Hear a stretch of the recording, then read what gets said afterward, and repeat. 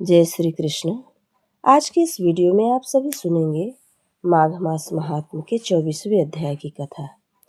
तो आइए सुनते हैं। लोमस जी कहने लगे कि वह राजा पहले से तामिश्र नामी नरक में गया, फिर अंध तामिश नरक में जहाँ वह दुखों को प्राप्त हुआ, फिर महारौरव, फिर कालसूत्र नामी महानरक में गया, फिर मूर्छा को प्राप्त हो गया। मूर्छा से चेतना आने पर तापन संप्रतापन नाम के नरक में गया। अनेक दुखों को भोगता हुआ वह प्रताप नाम के नरक में गया।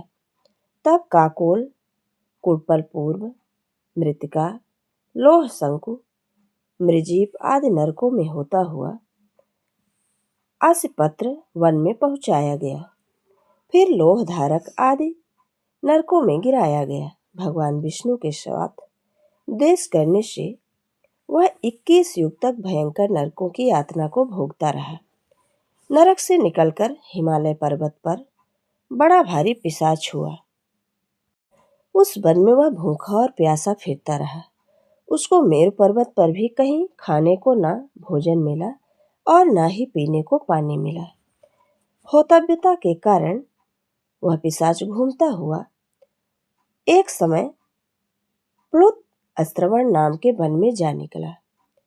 बहेड़े के वृक्ष के नीचे वह दुखी होकर हाय मैं मरा, हाय मैं मरा ऐसे शब्द जोर जोर से पुकारने लगा और कहने लगा, भूख से दुखी मेरे इस जन्म का कब अंत होगा। इस पाप रूपी समुद्र में डूबते हुए मुझको कौन सहारा देगा। लोमस जी कहने लगे कि इस प्रकार से वेद पाठ करते हुए देवदूती ने उसके दुख से भरे वचनों को सुना और वहां पर एक पिशाच को देखा जिसकी लाल डरावनी आंखें, दुर्बल शरीर, काले काले ऊपर खड़े बाल, विकराल चेहरा, काला शरीर, लंबी सी जीभ बाहर निकली हुई, लंबे होंठ, लंबी जांघें, लंबे लंबे पैर, सूखा चेहरा, आंखों में पड़े गड्ढे वाले पिशाच को देखकर देवदूत ने उससे पूछा कि तुम कौन हो, ऐसी करुणा से क्यों रोते हो, तुम्हारी यह दशा कैसे हुई और तुम्हारा मैं क्या उपकार करूं। मेरे आश्रम पर आ जाने से कोई प्राणी दुखी नहीं रहता और वैष्णव लोग आनंद ही करते हैं।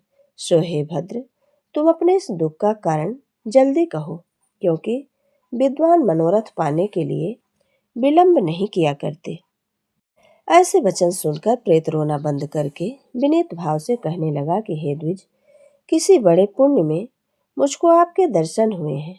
बिना पुण्य के साधुओं की संगति नहीं होती। और फिर उससे पहले जन्म का वृत्तांत कहा कि भगवान विष्णु के द्वेष के कारण मेरी ये दशा हुई है। जिस हरि का नाम यदि अंत समय में मनुष्य के मुख से निकल जाए तो मनुष्य विष्णु पद को प्राप्त हो जाता है।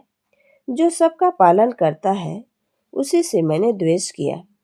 यह सब मेरे कर्मों का द्वेष है, जिसकी ब्राह्मण तप द्वारा प्रार्थना करते हैं।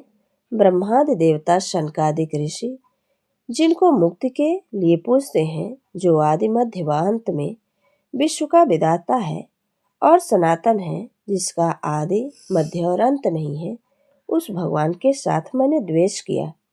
जो कुछ पुण्य किए मैंने पहले जन्म में किए थे, वह सब विष्णु की द्वेष रूपी अग्नि में भस्म हो गए। यदि किसी प्रकार मेरे इस पाप का नाश हो जाए तो मैं भगवान विष्णु को उनके सिवाय किसी और देवता का पूजन नहीं करूंगा। भगवान विष्णु से द्वेष करके मैंने बहुत दिनों तक नरक में यातना भोगी और पिशाच योनि में पड़ा हूँ। इस समय मैं किसी अच्छे कर्म के योग से आपके आश्रय में आया हूँ, जहाँ पर आपके सूर्य रूपी दर्शन ने मेरे दुख समान अंधकार को दूर कर दिया है। अब आप कोई ऐसा उपाय बतलाइए जिससे मेरी यह पिशाच योनि दूर हो जाए, क्योंकि सज्जन पुरुष उपकार करने में देर नहीं करते। देवदूत कहने लगे कि यह माया देवता, मनुष्य, असुर सबकी स्मृति को मोहित कर देती है, जिससे धर्म का नाश करने वाला द्वेष उत्पन्न हो जाता है। जगत के उत्पन्न करने वाले, रक्षा करने वाले और नाश करने वाले जो सब प्राणियों की आत्मा है, उनसे भी लोग द्वेष करते हैं, जिनके अर्पण करने से सभी कर्म सफल होते हैं।